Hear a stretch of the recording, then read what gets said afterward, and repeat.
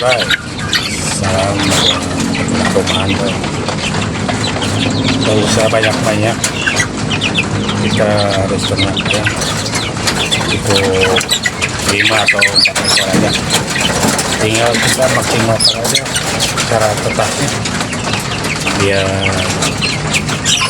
makin hari makin banyak. Di